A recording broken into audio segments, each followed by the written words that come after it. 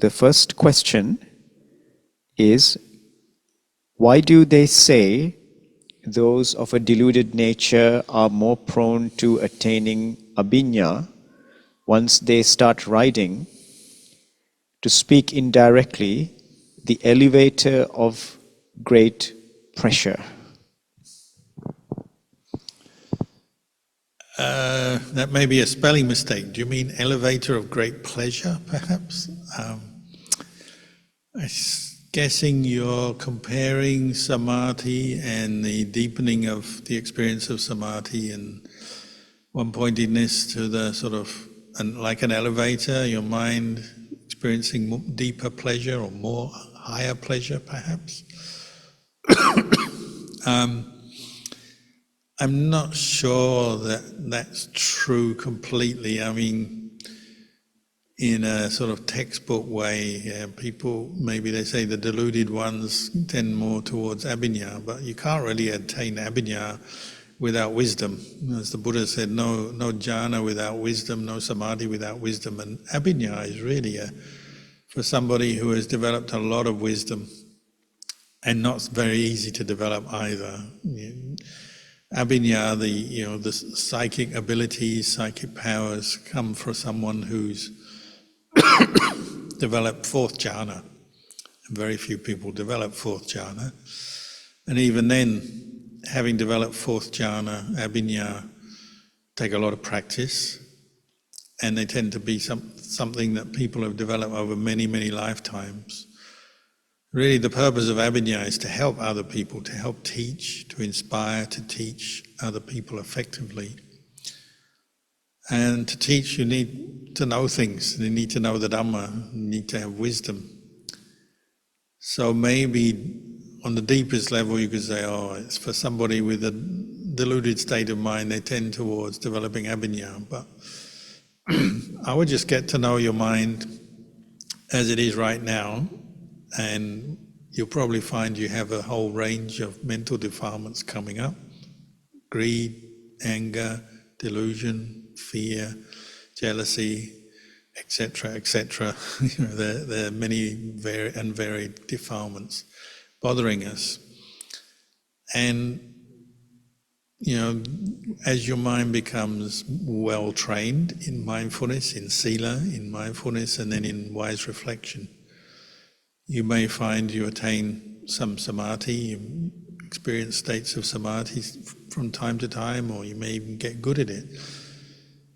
I think you'll find, if you tend towards abhinya, at that point you'll know it, and you'll have your own insights and your own experiences coming up, and you can seek help from teachers.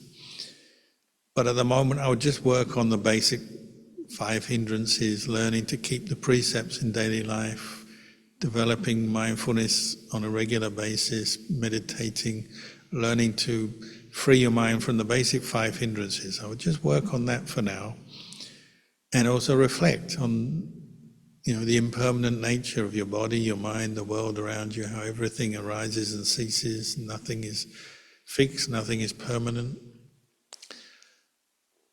What most people find is if they take the basics of the practice and really develop them well, then as they progress in their practice, maybe they have some psychic ability arise or not. Some people do, some people have more, some people have less.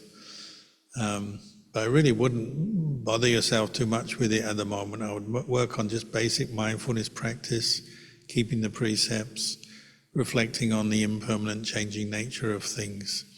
I'd start there for now.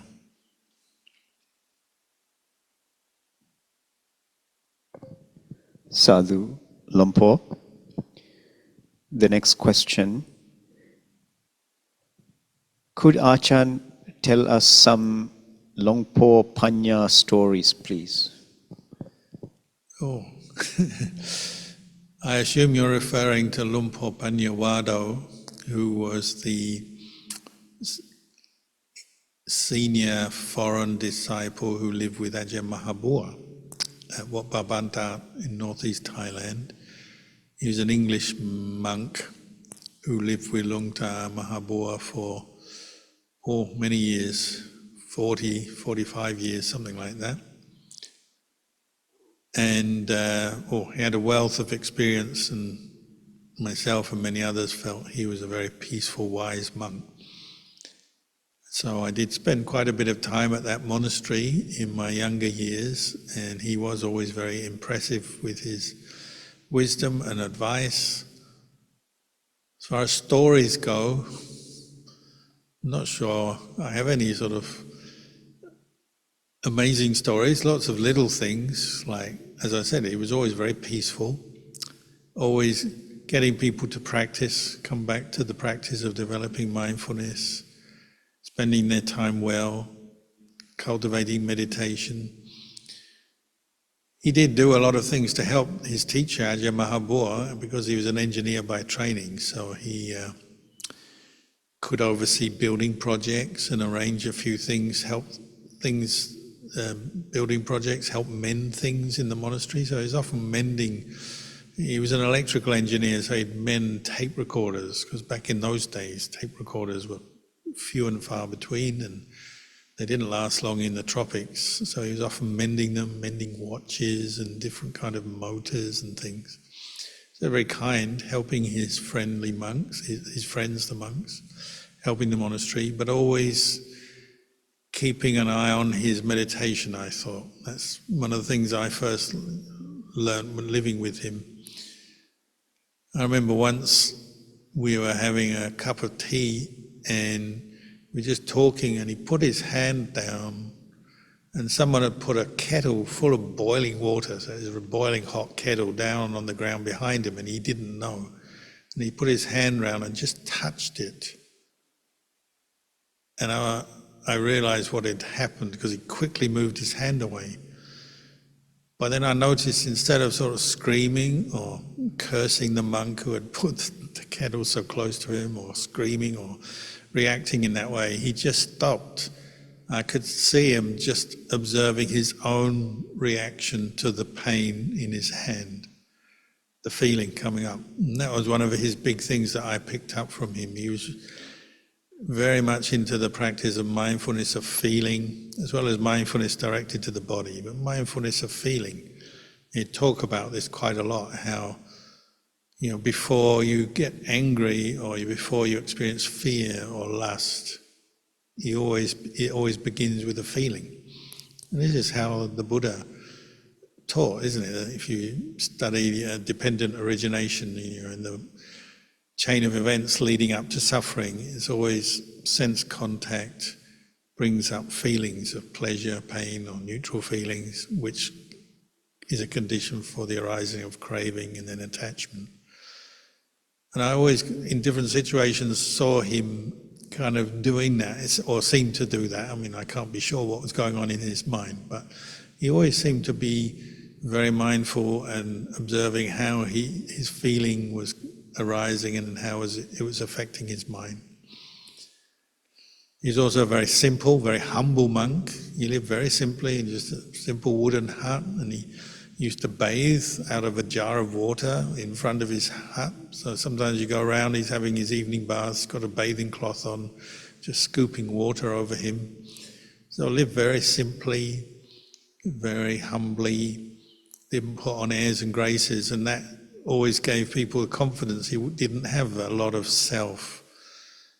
He didn't boast about his practice. He wasn't arrogant and kind of tell people what he knew and put other people down. He was always willing to listen to people's own questions and then give his answer based on his own experience. So he's a very good listener, very compassionate, and just very dedicated to his practice. He said, I came to this monastery to practice, I've got a good teacher, there's really nothing more I need. So I like that, his dedication to the practice, and that was from the beginning of his life till the end, because I knew him over many years.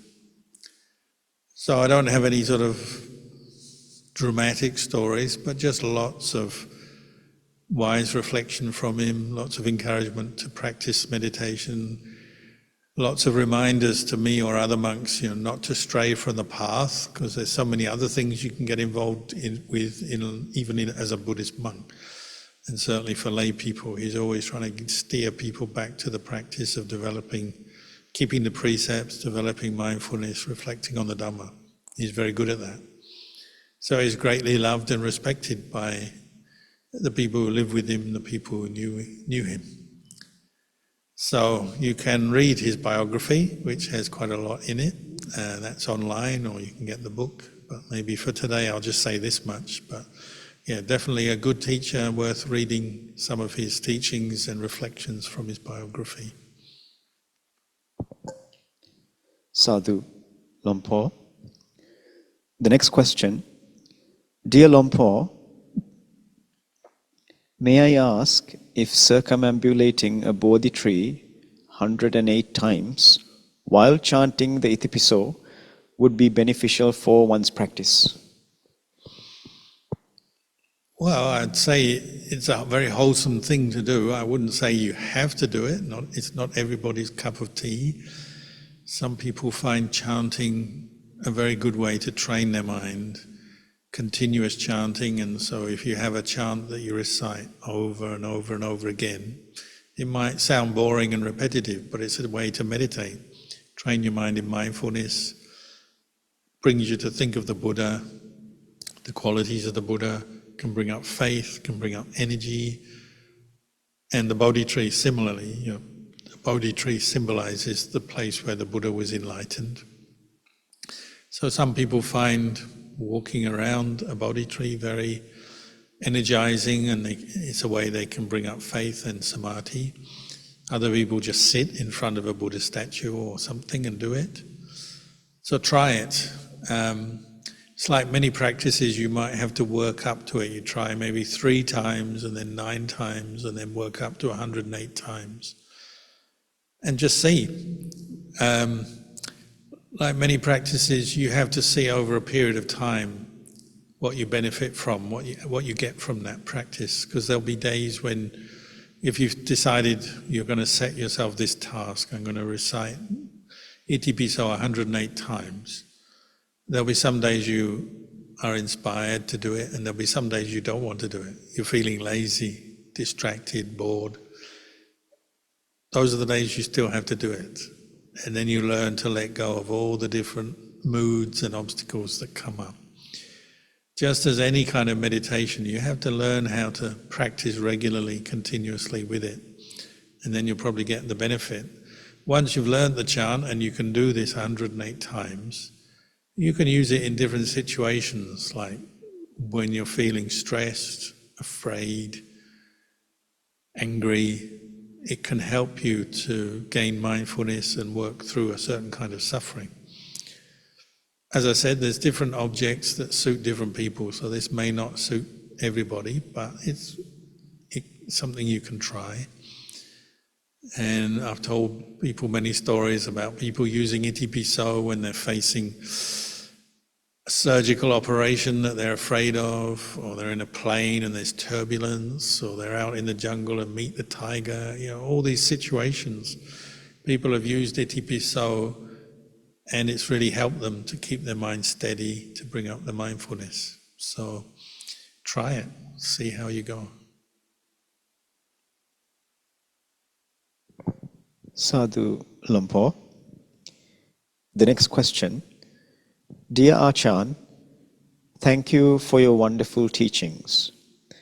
What is the role of equanimity towards slowing down of the forming sense of self, ditthi? Well, equanimity is really quite a high, well-developed mental state, or Dhamma.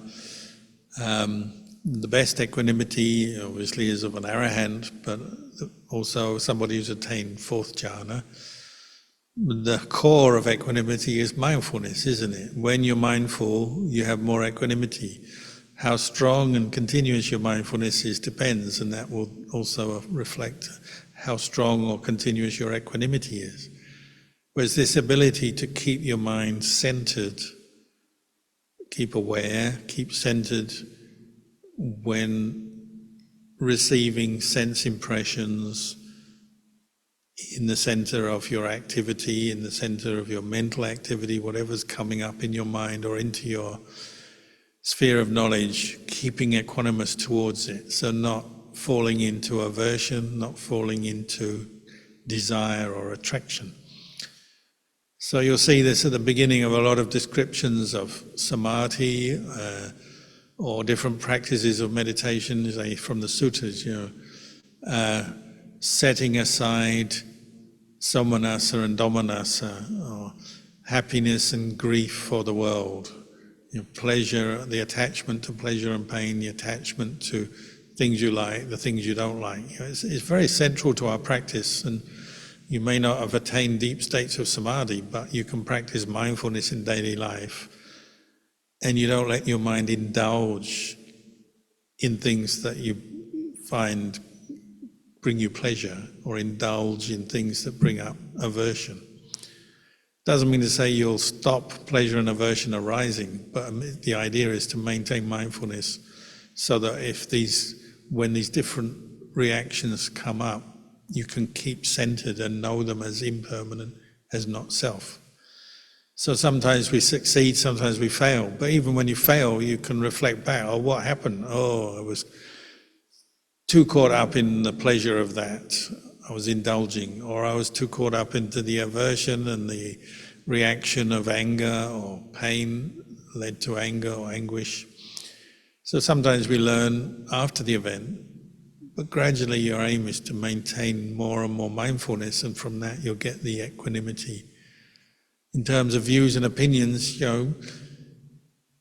when you're mindful, maybe you can be aware of a particular view, opinion, belief you're holding, and see it for what it is. Oh, this is my view. And particularly in the case when someone else challenges your view, has a different view, or they just do things differently, and you see your view is being challenged, why are they doing that? I told them to do something different, or why is it this way? I prefer that way. When things aren't going your way, you'll start to see views and opinions coming up. Sometimes people just ask you, what is your opinion? Sometimes you want to tell other people. Nobody's asked you. It's your own views and opinions have a certain strength, and they're coming out, and so you'll notice it verbally quite often, won't you? You have to give your opinion on something, and if it's a lot and it's not really regulated by mindfulness, there's not much equanimity. Some people are just giving their opinions like a running commentary all the time. Oh, this is good, that's no good, I like this, I don't like that. And that can be tiresome for their friends, or it can lead to arguments, or for the one with expressing all the opinions, it will lead to certain states of mind as well. So it's something to investigate in your life where your views and opinions come up, whether it's just as a mental state or actually talking and doing things based on your views and opinions. Where you see it, where you catch your views and opinions and maybe start to be more equanimous. It doesn't mean to say you can't have an opinion, but as I was saying in the talk, you hold an opinion, but don't hold so tightly that leads you to argue with others or fall into some form of defilement, aggression or conceit or arrogance or something that may lead to your suffering or even suffering with other people. That's the telltale sign, isn't it? And you're holding your opinions so tightly that you're getting angry or upset, or it's leading you to clash or conflict with others. Maybe that's a telltale sign you're holding too tightly. So this is what we have to reflect on. And even sometimes you notice you're right, maybe you're sure you're right in a situation. I'm right, they should know better, they don't know what I know. But if you hold on too tightly and you get angry or upset, suffer, you're wrong. So sometimes we have this saying, you can be right but incorrect, or you can be correct but wrong. And sometimes it's to do with how you hold your opinions, your beliefs, because it can, even opinions and beliefs can lead on to different kinds of suffering, can't they? So it's an area to investigate, and then you might see the value of being more mindful, equanimous, even with your own opinions and views that you cherish and hold dearly. You know, the Buddha doesn't say you can't have an opinion on things, but just be careful about how when you hold too tightly, form that sense of self, then it can lead to suffering. Be aware of that.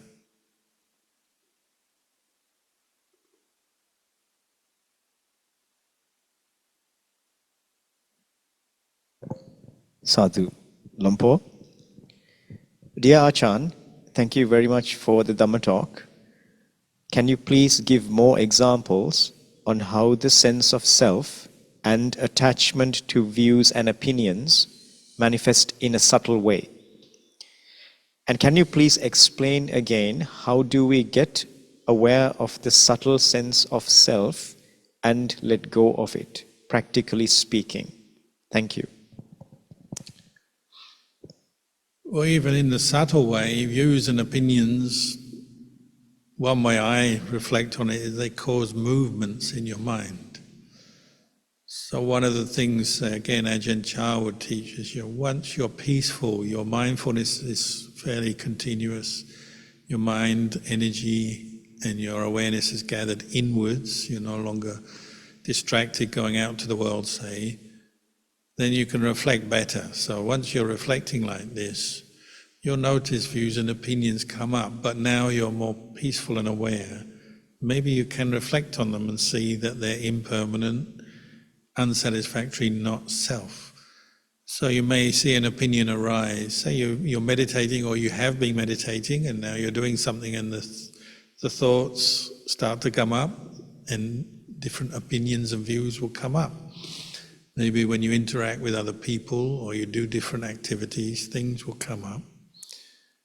And you can notice how that opinion, that view that you're holding on to will inform or lead on to you acting in certain ways, reacting to things in certain ways. As you're more mindful, you'll notice that. And maybe this is going on internally and no one else is involved. Sometimes people are involved when you talk or interact, but maybe you're just doing this quietly for yourself.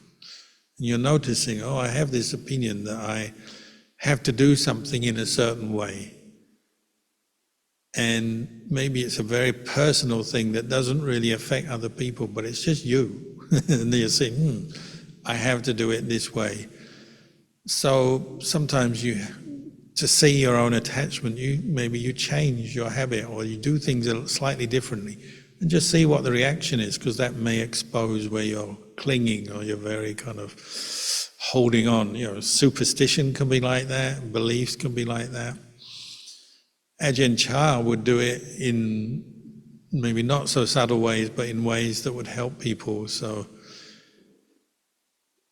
a very famous one, not just Ajahn Cha, different teachers do, say like in a monastery, you have a hierarchy. Everybody sits in line according to who ordained first, who ordained after.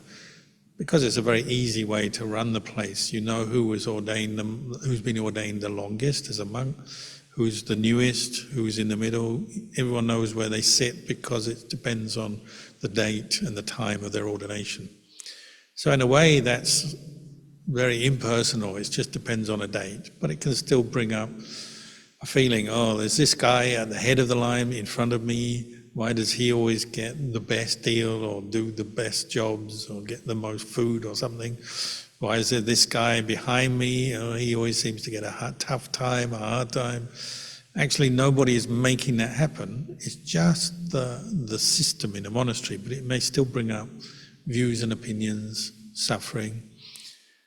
So where it may come up most, maybe to do with food, because usually the one who is most senior will choose the food first, and there's a set amount of food is offered every day, depending on who comes to the monastery or when the monks go out on bindabat, how much they get.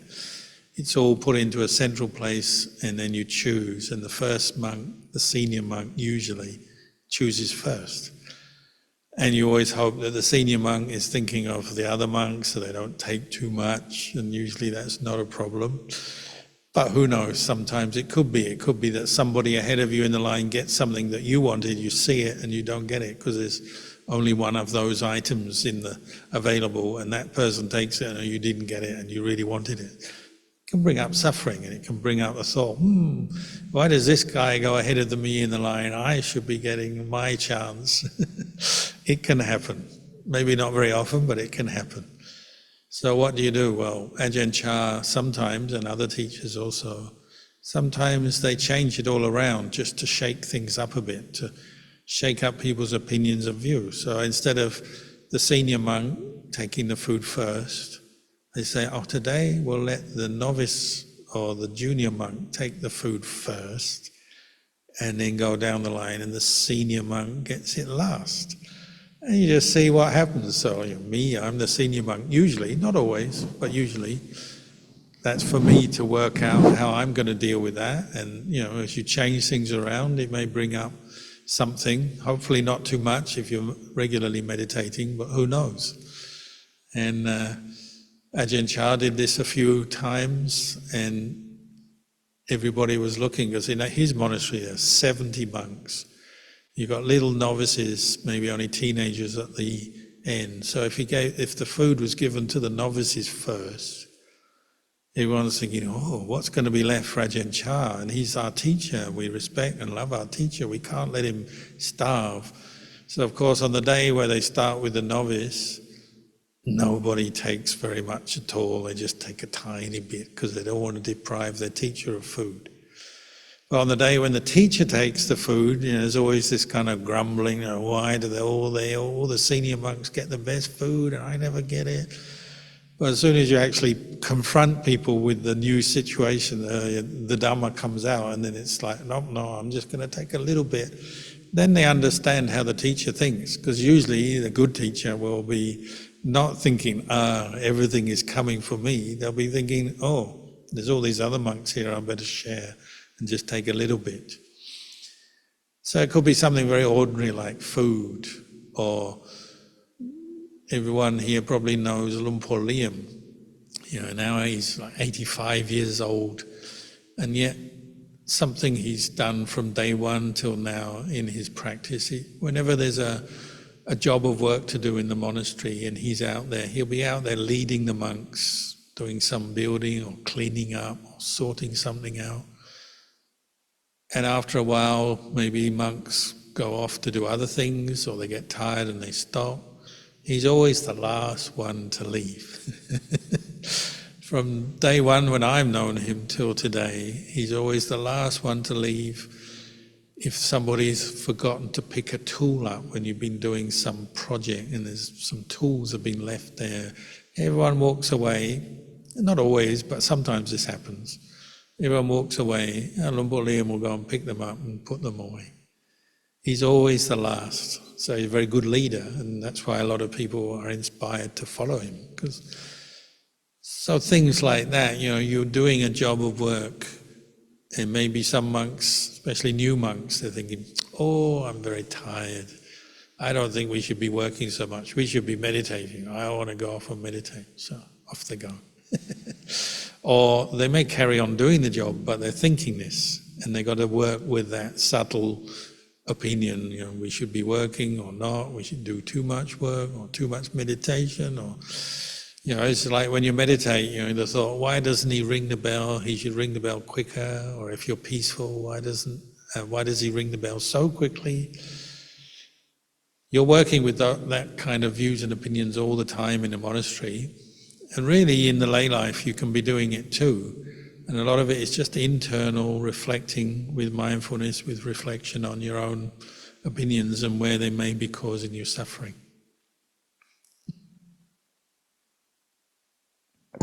Sadhu. Lumpo, you mentioned Lumpo Sumedos, whose birthday it is today. Please could we share this field of blessings with Lumpo Sumedos today? Thank you very much. Yes, you're right. That's why I did mention him, because it's his birthday today. He's 91 today.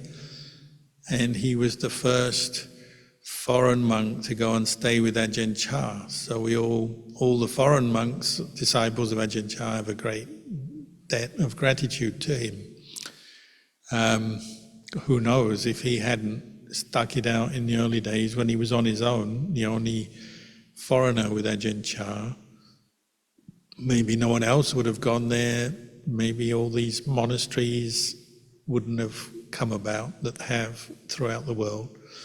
So yes, we definitely express what we call mudita citta today, meaning we express our mudita, our appreciation, gratitude, appreciation for him on his birthday. We wish him long life, good health, and happiness, and a trouble-free life, because he's been the abbot of many monasteries, built new monasteries, run monasteries, taught monks, nuns, lay people all around the world.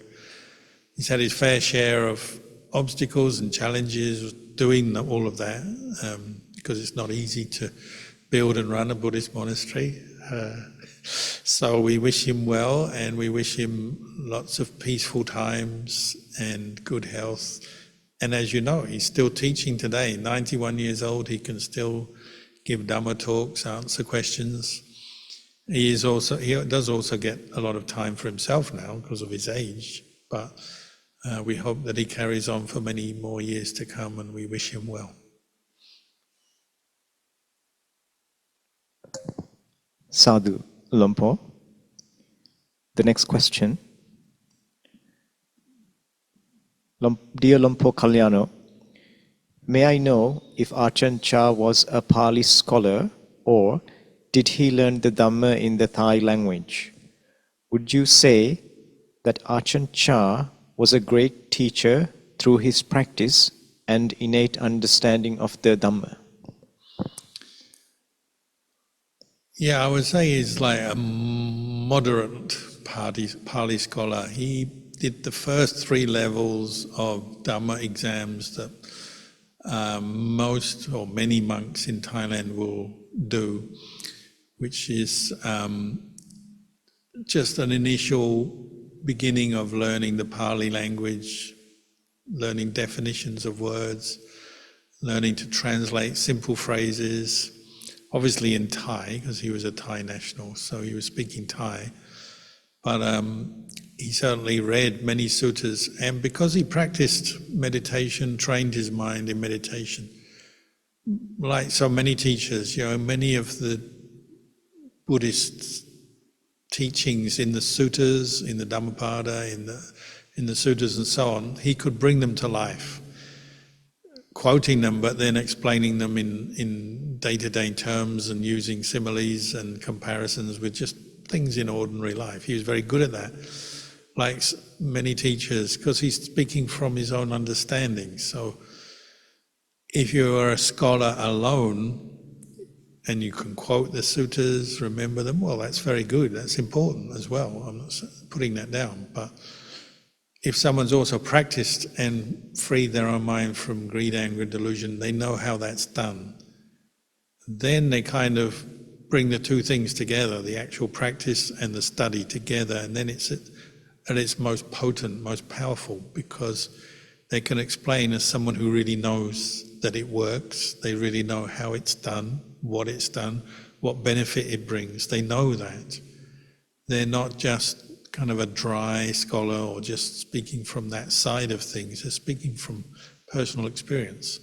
And that's why he has a certain weight to his teachings. And he may only pick out one Pali word or one Pali phrase and use it from time to time. He would do that. But it would always be apt to the point and have a certain power to it, because he's speaking about the mind and how the mind becomes caught up in mental defilement, unwholesome dhammas, but then how to see that and abandon them. He's very good at explaining that. And sometimes he would quote Pali, sometimes not. But you got the feeling, the confidence that if he did mention the Pali, it was really meaningful. He wasn't just quoting in an abstract way. He was really making a point, and sometimes the words of the Buddha would help with that.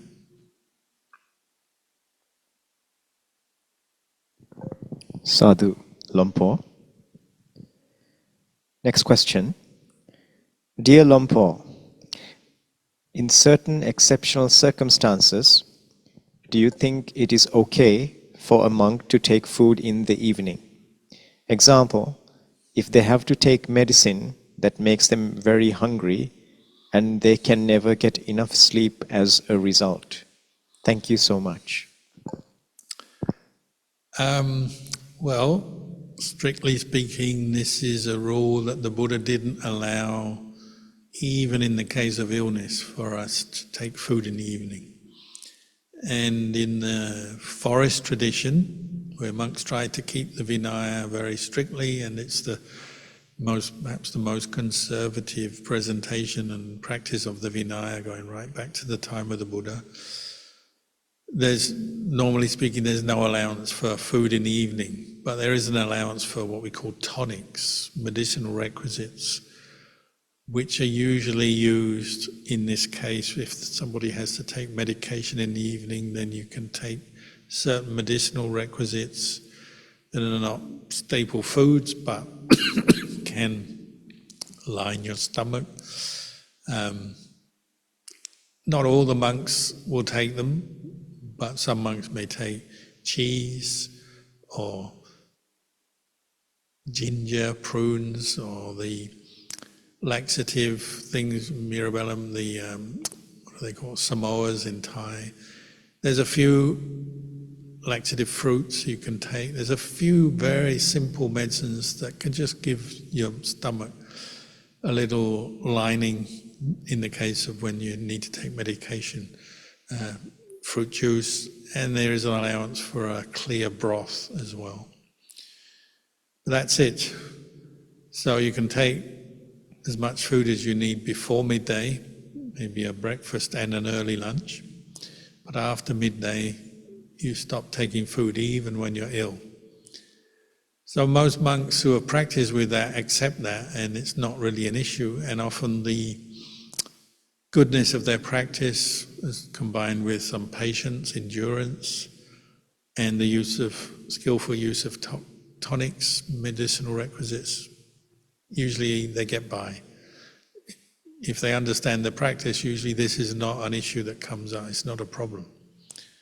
But for lay people, that's something if you're trying to keep the 8 precepts in the lay life, and then you have an illness, a condition, and you see the doctor, and they'll say you need to eat this on a full stomach, you have to have food in the evening. Well, usually lay people will take food in the evening, and that's not wrong. But monks usually won't do that.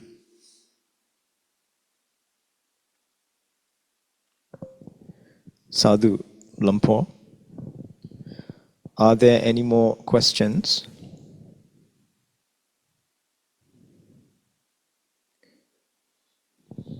Lumpo, there are no more questions. Okay, well, very nice talking to you today, and we wish you well in your practice, and hope to see you again next time.